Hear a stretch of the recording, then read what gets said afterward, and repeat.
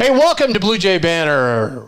We are here live at the Let It Fly Sports Bar in downtown Omaha. Thanks for joining us on YouTube. If you please hit that subscribe and like button, it helps us out so much. And if you get a review, give us that 5-star review as well.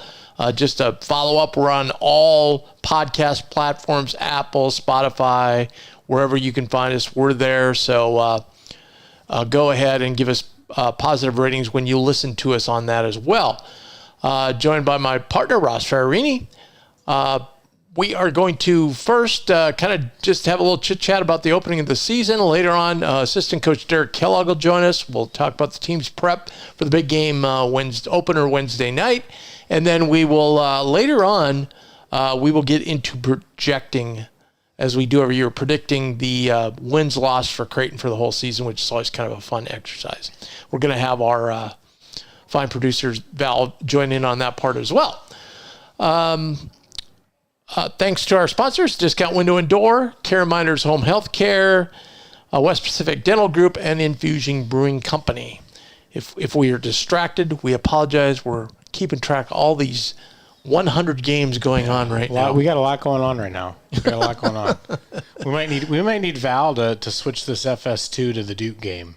The drag racing to the Duke game. And I think we're in business. You need everything going on. A lot of stimulus right now. Quanzo Martin in his opening game, getting back to Missouri State, and they are beating Butler right now, halfway through the first half. So very good. You excited for the season to start?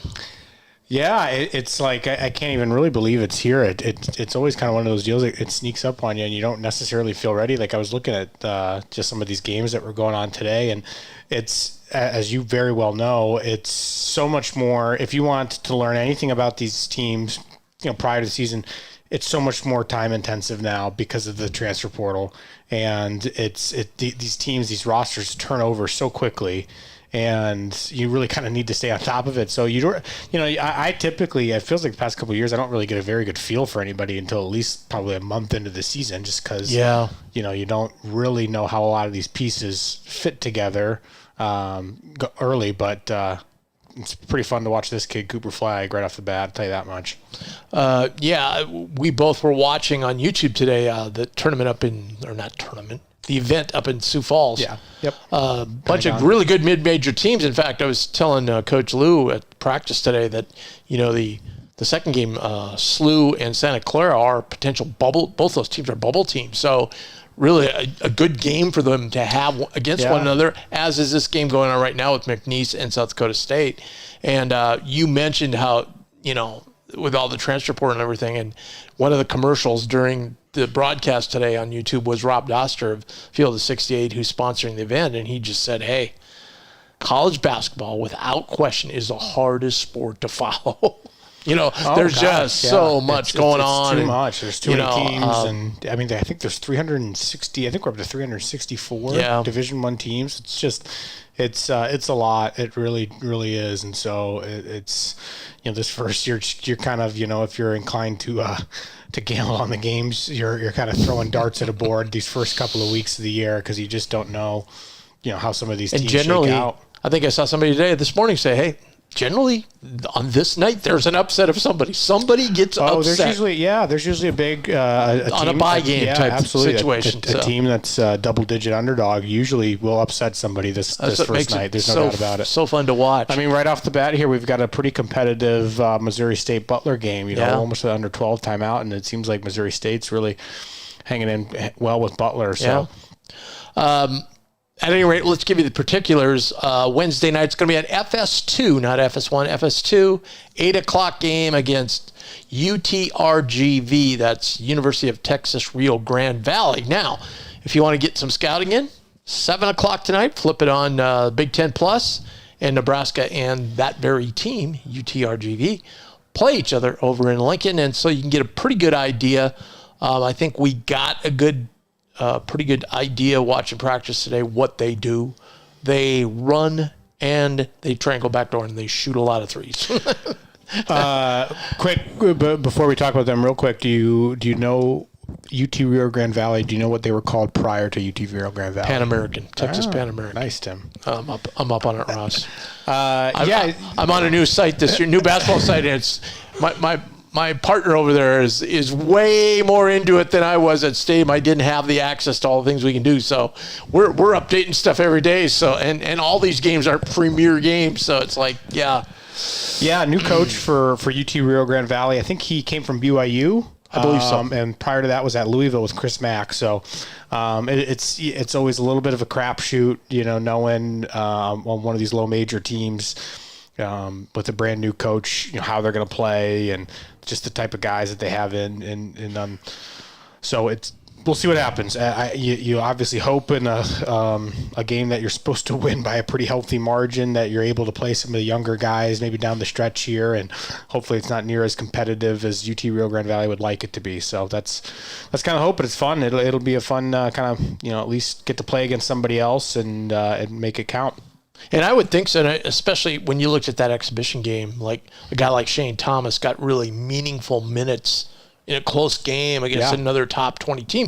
So I would think guys like that are going to have a big piece in this on Wednesday night. And I'm sure Fred King will get a good run at, the 5 position, get some really good reps in. So that'll be really exciting. Before we get to our fall sports update, let's talk about Discount Window and Door of Omaha. They are fabulous. And as I've told you a time or two here, they did windows on my house, and they look fantastic. When it comes to enhancing your home's beauty, comfort, energy, efficiency, trust the expertise of the best window company in Omaha. That's Discount Window and Door of Omaha, locally family-owned. They've been around for a long time, and they have a great commitment to excellence and dedication to customer satisfaction. They offer a wide range of high-quality products, and they will walk you through the whole entire process. Guy will come out, sit down with you, exactly what you need, go over all your window specs. They will remeasure them with another crew that comes out, the installers, and then they will install them in no time. So check them out. That's Discount Window and Door. And then we also want to talk about West Pacific Dental Group. They have been the longtime sponsors of Bluejay Banter. We want to thank Dr. Hogan and the whole staff for helping us out through the years. And, they're my dentists, and they just really take a really interesting approach to dental health and really involve the patient tremendously in what they want done and what kind of treatment they want to go for, and give you tons of preventive advice as well. So check them out. It's West Pacific Dental Group, 402-697-0765, 402-697-0765. And we're going to swing right into our guest today, none other than Derek Kellogg, assistant coach at Creighton University. How you doing? Wow, is that new? Yeah, actually, it's a nice new suit for the year. Very nice. Very nice with the black. I like it. Yeah, looks good. Yeah. How you doing, Coach? Great. Things are going well. I think with college basketball starting up this evening and kind of us getting ready for Wednesday, I think everybody's getting excited. There was a good air in the energy in the gym today. The guys had a good, kind of way about them, and I feel like they're excited to get in front of the home fans and play on Wednesday night. I just want to say, first of all, so I was at practice today, and just, you're playing UTRGV, and, you're going to be like a 30-point favorite, whatever, and yet the incredible amount of detail the staff and Coach Mack go through to make sure everything is perfect, and the whistle blows, and hey, you missed this screen, you didn't screen it correctly, here's what you have. It's really what makes our team and our program so good. No, I agree. And this early in the year, everybody's kind of challenging, and you're not certain what you're going to get out of another team. If you look at their roster, and there's 7 or 8 new guys, a lot of them put up a lot of 3-point shots at different junctures in their career. 2 guys for them made 9 threes in their Division II scrimmage game. 1 made 4 again in their Prairie View game. So it can be a little bit challenging to get ready for these teams early. We're fortunate that they play against Nebraska before they come to town. We'll get a chance to see them live and see if what we've seen on tape kind of matches what they're going to do tonight. But yeah, every game is a challenge. I think what's made Creighton a successful basketball program is the attention to detail that Coach Mack has his staff and his players pay attention to. If we're trying to do something a certain way, there's a reason for it because we've studied the other teams. We feel like that's the best avenue for us to cover them, especially on the defensive end of the floor. And then, as good as any program and staff I've been around, taking advantage of some of the things that they do defensively. How do they play their ball screen coverages? Do they trap the post? Are they good getting back defensively? And so I feel like the attention to detail is what's separated and maybe has won a couple extra games a year for the Creighton program. Sure. And what I've been able to glean, searching the internet and so forth, they seem to, as you said, shoot a lot of threes, kind of like to get up and down a little bit and like to almost beat you on the defensive end with some passing and backdoor action. Yeah, they do. And I know you watched practice today, so you got a sneak peek of what we think they're going to do from what we've seen in their personnel, not all at their school, but at different places. The one kid from DePaul, they got a few other guys from Alcorn State and whatnot. And from what we've seen, they will shoot a lot of threes. I've seen an exhibition too. Yeah, that's what I looked at. Yeah, exactly what we saw. So, but they'll shoot a lot of threes. They'll run a lot of guys to the boards. They try to take advantage of mismatches. Usually, teams at that level are undersized some. So they'll play faster and try to get in some passing lanes and do some of those things. And their 5-man can shoot threes on occasion. And so, at times that has given us some problems. So we worked on that a little bit today with Kalkbrenner and our ball screen coverage defenses. Coach, I'm kind of curious, you guys are so locked in on obviously your schedule and scouting and who your next opponent is. A night like tonight where there's a million games on, I mean, are you able to kick back and just watch some other games? Are you and throughout the course of the season, do you guys just kind of watch games just as more of a viewer and just like because you love the game, or is it really just you guys are mostly just watching film on upcoming opponents? Well, this is like Christmas Eve for me. People ask what my hobbies are. I like to do some things away from basketball with my family, but for the most part, I'm a college basketball group. They ask, who do you like in professional baseball or football, even the Celtics, which I'm a fan of. But for the most part, I love watching college basketball. I think now with the transfer portal and guys moving around some, it gives you a chance to kind of just watch other teams and other games to see, what players are doing across the country that maybe at one time. Some kids you might you might be looking at or you had recruited to see, how they're doing. But, me, especially being from the East Coast, there's 9,000 teams that I either know somebody coaching at, playing at, I've coached at, I've been around. So, there's 5 or 6 games where I have really good friends coaching tonight. And then we get to watch the Nebraska game at 7 o'clock. So I'll be on the computer watching practice today, watching the Nebraska game. And then, I'm a big fan of like the UC Irvine Santa Barbara game at 2 a.m. to see if I can pick up an out of bounds under play. There you go. Well, tonight you got one at 10:30, Baylor Gonzaga. So that ain't too bad, no, man. I always go back. I'd be going to practice as an assistant or head coach, and I'd say to the guys, "Did you see the Hawaii Boise game last night and the missed free throw block out?" And they'd look at me like I'm absolutely crazy because one of my pet peeves has always been free throw blockouts. Yeah. So anyway, cost you a game. Yeah. Right. Yeah. Do you? Speaking of, so let's go back to the Kalkbrenner thing. So that's pretty interesting because I think of a guy maybe that still plays for Villanova. Yeah, I think he's in his 7th year. 7th year. Yep. That could hit threes. So that's a good. On a game like this, that's really good for Kalkbrenner I think it is. He's gotten obviously really good at being able to be in 3 places at once. He's guarding the rim. He's a contestant Dixon out on the perimeter, and he's in ball screen coverage.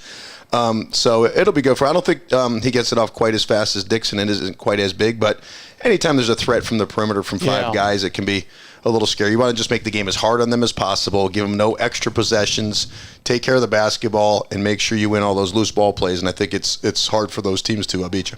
Now, it's got to be a dual thing, too, with Nebraska. Like, not only you're going to play the same team again Wednesday, but then maybe there's something they do against Nebraska that's successful, right? Yeah, I mean it's probably a little early for that, but, we'll obviously watch it and have that in the mind tank to take a look back at when we get a little closer to the Nebraska game. I'm a little bit curious of kind of how you've thought that, this team, there's still some expectations despite the fact that Trey and Baylor have moved on to the NBA. There's still expectations on this team, but I'm curious, you've been around the game a long time, been a part of some really good staffs and some really good teams. How have they kind of handled the preseason expectations coming in? There hasn't been much talk about it. I think the guys just go about their daily business. That starts with our head coach. Obviously, Coach Mack just, he's very even-keeled. You don't know if you won, lost, where you're rated, not rated, who you're playing. It's like we're doing this every day, process oriented. Process oriented. We're going to reach our potential. And I feel like with guys like Steven and Kolkbrenner back, I mean, they're in a weird way taking the team over in a good positive way. Like they're coaching each other. They're the loudest two guys on the floor. They know where everybody's supposed to be. And that's contagious. And I think it's nice when, Trey and Baylor obviously were kind of the lead dogs last year, and Bello chipped in some from that 6-man spot. But those guys have kind of stepped into that next level, next role. And, the last, I'd say, week or two of practice, I commend them for how well they're playing and how great they come to practice and how they're getting their teammates to catch up. I would say that's the number one thing that's jumped out at me in this process since August through now is Ash and Kalk both, how much more vocal they're. I mean, it's leaps and bounds from what they were last year. And, it's spread over some other guys like Fred's talking out there. And Fred's always been a real quiet guy, He's talking it up, and it's starting to spread onto the freshmen especially have taken, charge of that and are really talking as well. Well, it's contagious. If you have a bunch of guys that show up to practice and don't want to be there and bring low energy, that's contagious. But if you have a bunch of guys that want to do things the right way and do everything off the court the right way and come to practice with high energy and speak, it becomes so evident when you don't that you stick out like a sore thumb. And so I feel like the other guys have really picked it up. And Coach can always point to, like, listen, and I think maybe Jemiah was a good example today. He said, Jemiah, on that particular play, do you hear how loud Steven calls out the curl rub or whatever it might be? And then the next two times down, Jemiah was as loud as you could be. You thought he was in that same category. So there is some carryover. And if we can get, 5, 7, 9, 10, 14, 16 guys at the end of it to, chase a ball screen the way Steven does and be as loud as Kolk on the defensive end of the floor, then I think we have a chance to have a real special team. We're talking with assistant coach Derek Kellogg. One more thing, and then Ross got something too. So going into the season, we in pretty good health, basically? Yeah, I mean, we're a bit nicked up here and there. I mean, Pop has had a little pain in his leg, so he's been, on the bike a little bit. A few other guys, maybe Ty's finger was bent backwards the wrong way in a practice. He's wearing a little thing. Jemiah, I think anytime you're at this point in the season and have had so many practices, the reality of it is when you play, you kind of get a little break the day before a real game. Not a break, but you're not going 2.5 hours of button heads. I think as a coach, we want our guys ready for the game day. And then the day after, usually, we'll go pretty hard, but you have a chance to rest, and it's not quite as long. So this is the stretch of the season where you're usually a little nicked up. Guys are trying to get their bodies right and accustomed to how many practices we've had. So there's been some bumps and bruises, but I think, over the long haul, our guys are in pretty good shape. Coach, I'm just curious, just given all the games that are going on tonight, it's a lot of, and obviously same sort of deal with our schedule, a lot of low majors playing high majors to start off the year. You were a head coach at the low major level and at the kind of the mid major level with UMass. At the low major level, when you're at LIU, what's it like, trying to get your team? When you go in and you're playing a high major in the non-conference, obviously you a low major doesn't have near as many resources as the Big East, as the Big 12, et cetera. What's that whole process like? Is it, do the guys know that they have an uphill battle in winning the game? Or do you just kind of treat it as any other game? We're trying to win the game, and I'm just. I think anytime you're in sport, you're trying to win. Yeah. You have to go with the attitude that we can beat these guys. Now, a lot of things might have to go right, but if we can do A, B, and C. D, E, and F might be hard, but if we can get to A, B, and C, we'll have a chance. I mean, we've played at, when I was head coach at LIU, you're playing at, Texas Tech on the road, San Diego State, UConn, those type of places. And, a lot of times you can hang around for a certain amount of time, then the talent size might take over. But I think in your mind, you're saying, all right, our season really starts after these first 4 games, but in the meantime, let's give it a swipe. Why not take a crack at it and see if we can beat one of these major teams on the road? And if not, you have to learn from it and get better and get your team ready. But what you don't want to do is lose your team because you lost at Creighton or UConn or Kansas. But you also want to know that we're trying to win the basketball game, and if we do a lot of these things, and I think one of the ways is to try to shoot a lot of threes, force some turnovers, and win all the loose ball plays. Conversely, is it difficult sometimes when you're at the high major level to get guys to, maybe it might be the 3rd or 4th low major you're playing in a row to really stay locked in throughout that whole process sometimes? I think it depends on your team. I feel like our team's going to be locked in no matter who we play, and I think it starts with the coach and staff, with Coach McDermott, how he goes about his business. Sure. I've been around teams where they'll walk in and we're playing, Arkansas Pine Bluff at home at Memphis, and guys are not super locked in, and you have to get them going. Sure. But at the end of the day, you need to win those games. The tough ones are when you're, at a place as the head coach would say, like UMass, and you got a team coming in that you're not that much better than, but you're supposed to win the game. Oh, sure. And that's a national championship game for you because you can't lose those. So there's a lot of different things as you're looking at all the teams that are on tonight and you'll see a lot of teams, especially earlier, playing non-D1s. So if you're at kind of that mid to lower tier and you're getting a game that you have to win, they're playing, Framingham State or, somebody out here. So it's kind of across the board that in these non-conference games that you have to win, that you make sure you play the right teams. So LIU, you scheduled San Diego State. Did you throw in Hawaii there too, so you could stay in all the warm? No, I was smart. Or? We did Lubbock, Texas, and San Diego State. we were in a Vegas tournament in the lightweight division, so they would send you there. One year we did do San Francisco and Fresno and stayed on the West Coast, and that was a fun trip. And did some Ireland and Jamaica, and so nice. we got some nice trips for the players, and that's one of the sells in those buy games is try to do some places to go that they may never see again. I think it's a real reward to the players after Absolutely. a long lead up to the season. They play a few games and then they get to have that holiday tournament. That's always good. Right. I don't know. I think but judging the crowd, most of our fans made it to the exhibition game.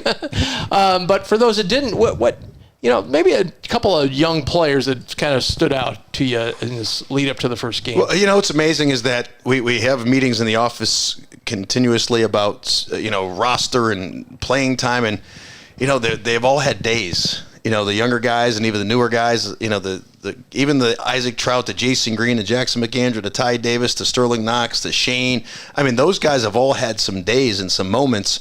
And so it's made it really hard to figure out who to play, who deserves to play more. Some of it's day to day. Some of it could be matchups. And honestly, some of it might be who plays the best with Kalkbrenner and Steven and who the other guys are, who fits in the best with the best pieces. And it's been good. Our practice has been really good. I think the second team or the white team this year that's gone against the kind of starters has been much more competitive than at least in the last year that I was here and probably in years past. Excellent. But the future's nice. I would say the future's good with some of those guys as long as they're willing to keep working at the process. I thought the guys that were here last year have improved a ton. They look so much better in practice this year, and I'm hopeful that the young guys will just realize that college basketball is a little bit older now.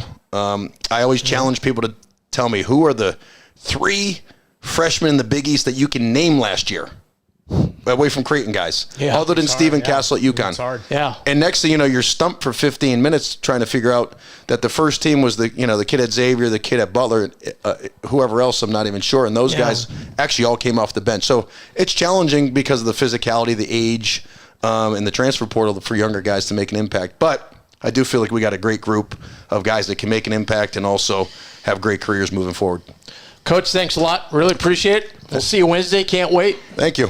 All right. All right. Thanks, That is Assistant Coach Derek Kellogg, and it's sponsored by CareMinders Home Health Care of CareMindersNebraska.com, where you can go to find all the information on CareMinders. So when you need them to take care of your injured, ill, or senior loved one, you are ready because you will know exactly what they offer, exactly the great service they give, and their agency is comprised of certified caregivers who have many years of experience. You'll receive versatile, flexible, and customized care for the comfort of your peace of mind and well-being. So give a call today, 402-532-1383, or go to caremindersnebraska.com to check them out. All right. Good discussion with Coach Kellogg, and now let's move on to fall sports. The men's soccer team took down Marquette 2-0, and they get a number 5 seed in the Big East tournament.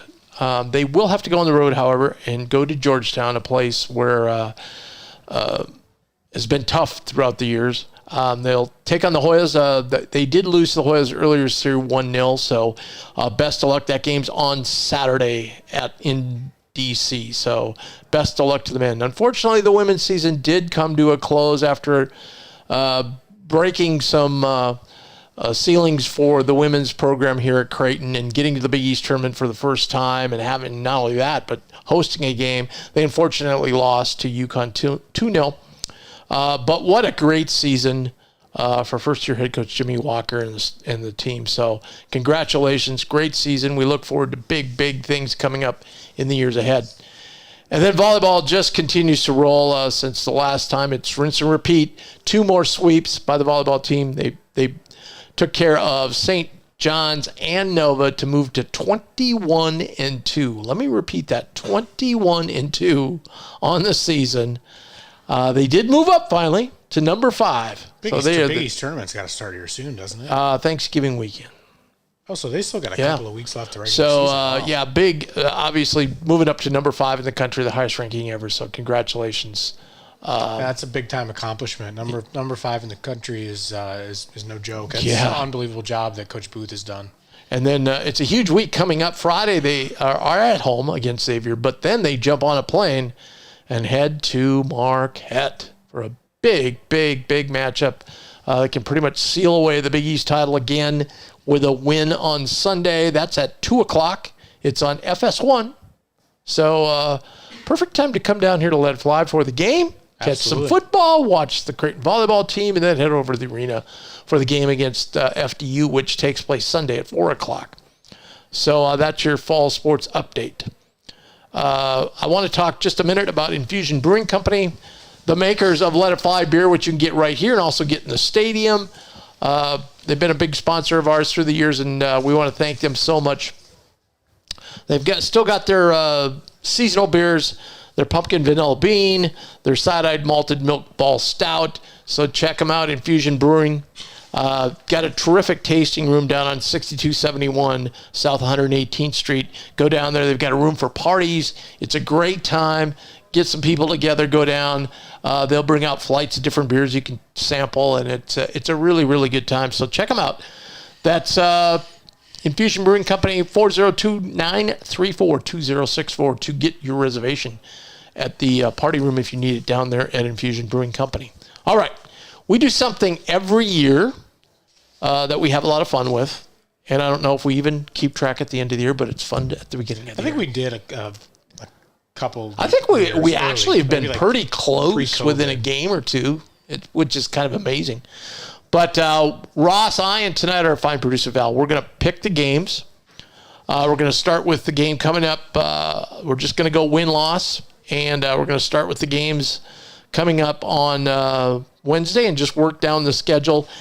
And we will kind of, when we get to the Players Era Festival, we'll kind of say, okay, they're going to win 2, they're going to win 3, they're going to win, what are they going to do? So we're going to check them off. I'll run by these first ones. I think these will all be wins for us. I agree. Is that correct, Val? You got to win? First 4. On all the first 4? Val's in on first 4. All right, we'll check them all off. That's 4-0. The Jays get off to a start against UTRGV, Fairleigh Dickinson, Houston Christian, and Kansas City. However, Kansas City Who did Houston Christian used to be? How about that? They used to be Houston Baptist. All right, there you go. 2 for 2. And Kansas City used to be UMKC. However, Kansas City is favored in the summer. So yeah, you know what? They were a little bit better last year than they had been. Marvin Menzies is their head coach. He was a long time. He was originally assistant for Rick Pitino at Louisville. He was a head coach at New Mexico State, I think, for a long time. Anyways, he's the head coach at Kansas City now. Usually one of the worst teams in the Summit, but yeah, they were surprisingly not that bad last year. Sounds like they're supposed to be decent this year. All right, Nebraska Cornhuskers coming into CHI this year. We've got to win. W. All right. W's all have them 5-0. Okay, now we go to Vegas. We're going to take on San Diego State first, then play Texas A&M. Then we don't know who the third game is. I am just going to say we go 2-1 there, just because we have always had a heck of a time in Las Vegas, and I'm thinking So you're not gonna pick on San Diego State or A&M? we can do that. You want to go San Diego State? I think we'll beat San Diego State. I think A&M maybe we can. I agree about going 2-1. I'll give us an L for A&M. Okay. Yep. I think San Diego State. I think we're gonna beat them just because I feel like that's a redemption game. Texas A&M, that's hit or miss. I feel like. So you're going to go loss there, and how about in the third game? Do you think we're going to win? We'll do a W. All right. I don't know even who will play, but Val, you going to W there too? Let's go W. So we all have them 1, 2, 3, 4, 5, 6, 7-1 leaving Las Vegas. Then they come home to play Kansas, the number 1 team in the nation. Val, I'm going to let you start on this one. This is hard. I know. I think we might lose that one, to be totally honest with you. I think Kansas has reloaded very well. I mean, they got, obviously, Hunter Dickinson's coming back, and they got some good dynamics on their team. I think they could I think they'll make it really hard for us to be able to win. I'm going to go with the win. It sounds like Kansas, reading between the lines and their exhibition and Bill Self's comments, it sounds like he wasn't terribly thrilled with them. It sounds like AJ Storr has struggled to assimilate a little bit, so hopefully we're still catching them in that assimilation phase. That crowd is obviously going to just be through the roof rocking, so I'm going to go with the W there. I am going to go with a win, too. Over the past, 2-3 years, even when they've had premier teams, they seem to somehow struggle when they leave home against a really quality opponent. So I'm going to go with a win there. Okay, UNLV at home on Saturday, December 7th. W. I'm going to go with the W. I don't know much about who they have back. A couple of those guys that had really nice games against us last year in Vegas were younger players, were freshmen and sophomores, so it'll be interesting if those guys are back and kind of what their team looks like. That team just, it just seems like they've just been really just average for a long time now, that program, and so it'll be interesting to see what they do this year, but I'm going to go with a W. Same for you, Val? Yep. All right, I'm going to go a W as well. All right, now we go on the road to Tuscaloosa, Alabama, and take on the Crimson Tide. We're number 2 in the country. I'm going to go with a loss there. Really? Really. I think we can beat Alabama. I'm not going to lie. Wow. Alabama's ranked number 2, Val. No, I'm aware. Yeah, but I think they brought a couple of their same pieces back from last year, and I know it is in Alabama, which will make it really hard. But I'm pretty confident in our team on that front. All right, Ross. I'm going to go with the loss there. They're really, really talented. It's going to be at their place, obviously. But you know what? I think that's decent from us, from our trio. We kind of. I think it's pretty realistic for us to think collectively that we split KU and Alabama. Yeah. Val I would think so. Losing KU, winning Alabama. Right. Yeah, I would say so. And then we start out Big East Conference play on a Wednesday at Georgetown in front of 25 people. Yeah. I think we all think that's a win. W. Yeah. All right. So we all 10-2 there on the first page of the schedule. Now we move into December 21st. It's Christmas break, but usually a pretty decent crowd that those holiday games we have here. Oh, that'll be a great crowd. Villanova. Now this just brings back horrible memories of last year. I think it's a W. I think it's a W as well, although it's a tight W, but it's a W. Eric Dixon has really just given our program fits for the past few years here, so we'll see if we can keep him in check. I think this time around Mr. Dixon doesn't shoot the ball as well, and maybe we have some other issues with some other players, but I think we'll have enough to win.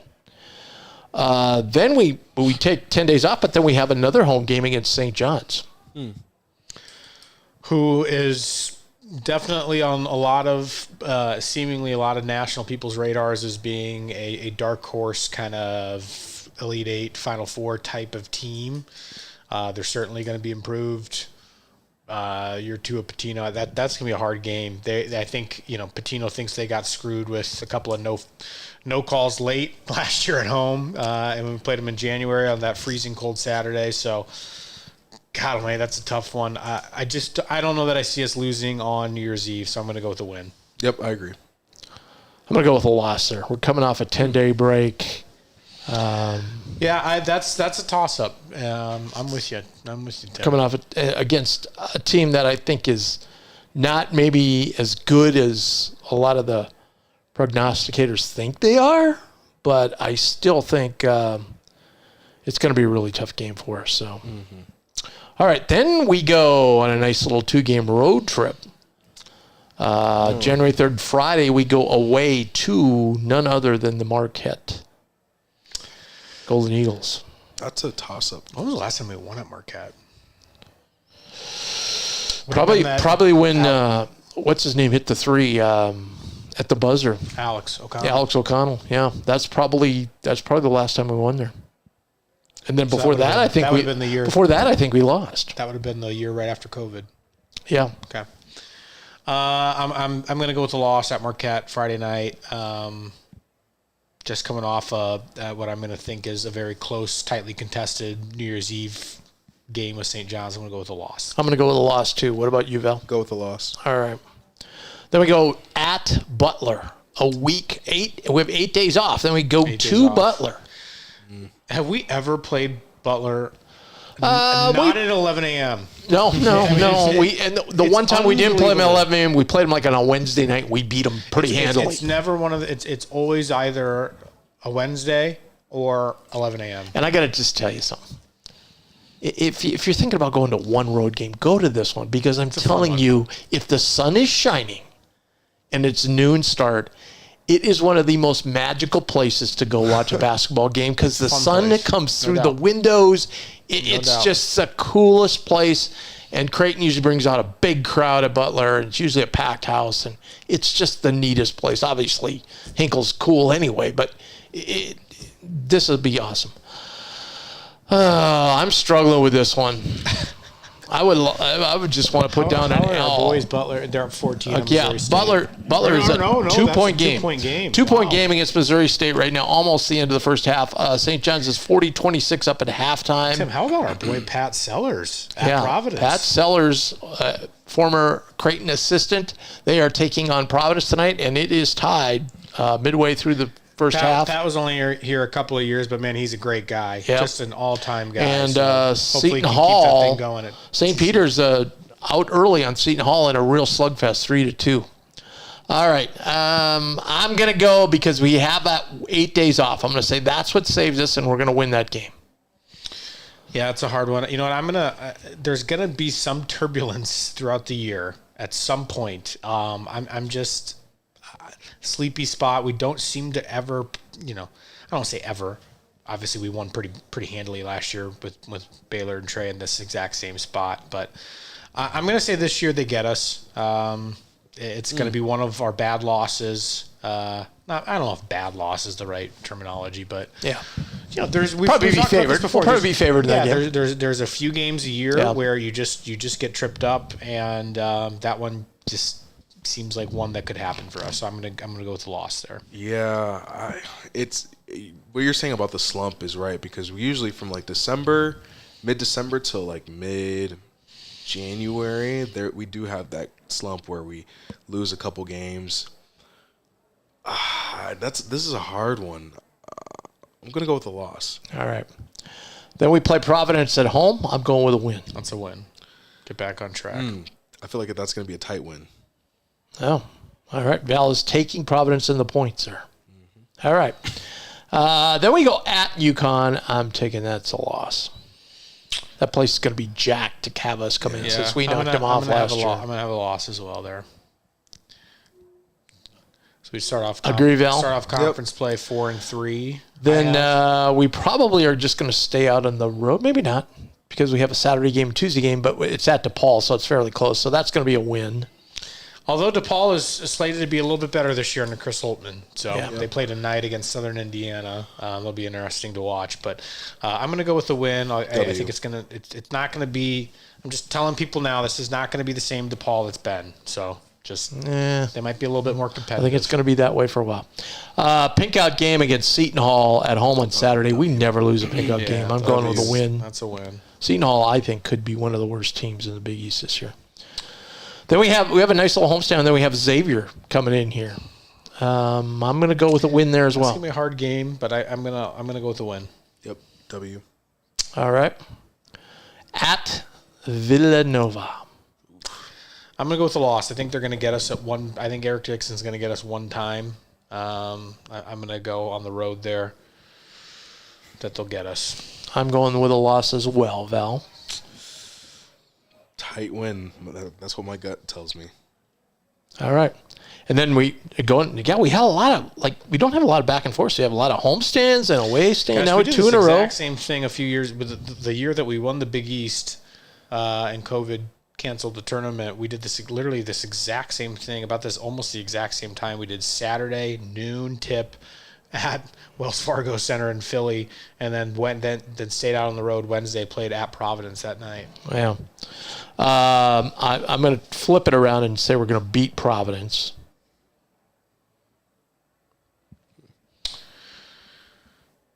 Yeah, I agree. I'll give you that. All right. Well, that might also be a tightly contested. Then we're going to come home and play Marquette. I want to put that down as a loss because we have a 2-game homestand, Marquette and UConn, and I think we're going to be looking ahead. I'm going to put it down as a win because I think Marquette's still going to be pretty darn good. And the next one, I think UConn will get us again, get us some. All right, revenge. Ross putting a loss there. You're putting a win for Marquette, right, Yes. Val? Yeah. Val. All right, Win and for I'm taking a win against UConn. I'm taking a win against UConn. I think at home we are their kryptonite. Okay, Val has us the number 1 ranked team in the country right now. Once Val's got us his record. He's got a couple more losses, or we have a couple more losses than he does. Then we go away to St. John's. Then the schedule really flips around in our favor. Oh my word! So then we've got a really easy. We play the 3 worst teams in the league. So St. John, I'm not counting St. John's in that group. I think we will fire up, and if we're not playing in the, I wonder where that game is at. If we're not playing in the Garden, I really like our chances. So I'm going to say a win. I'm going to go loss. I think we've actually struggled a couple of times even at Carneseca. So I just think Patino he's going to get us once at least. Yeah. Well, he's already got us one. He got us last year at St. John's. Yeah. I'll give him a W. W. I've got us. And then we've got. Did you put me down? I think I. Sorry, I got you as a lose. loss. Sorry, we'll lose at St. John's. Lose at St. John's? Okay. And then we have 2 gimmies at home, DePaul and Georgetown. W. Right? Yeah. W's all the way around there. Give us So I've got us 4, 5, 6, 7, 8, 9, 10, 11, and 1, 2, 3, 4, 5. I have us 11 and 5 on that page, so I have us at 21 and 7 right now. Ross, you have 1, 2, 3, 4, 5, 6. Yep, 20 and 8. And Val, 1, 2, 3, 4. So 6. So Val, you have us 22 and 6. Yeah, we're pretty close. All right. Now on to the last couple. Away at Xavier. I'm going to go with the loss there. I could agree with that. Ooh.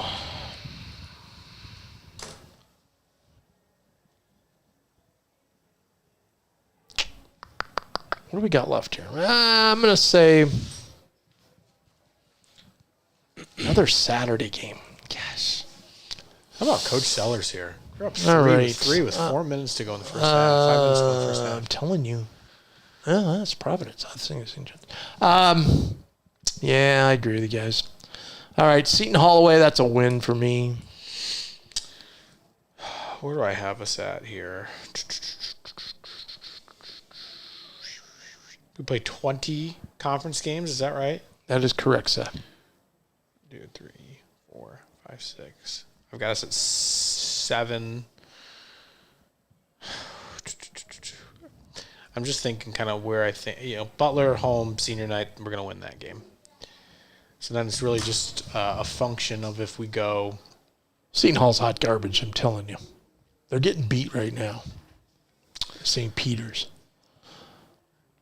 So then it's just basically a function of if you go 12 and 8 in conference or 11 and 9. And I think we go 12 and 8, so I'm going to go win with Seton Hall. Val, you got 2 wins at the end? Yep. And I think a lot of teams are going to beat each other up this year. Especially with Xavier back in the mix, supposedly being a very strong team and program. Same with St. John's.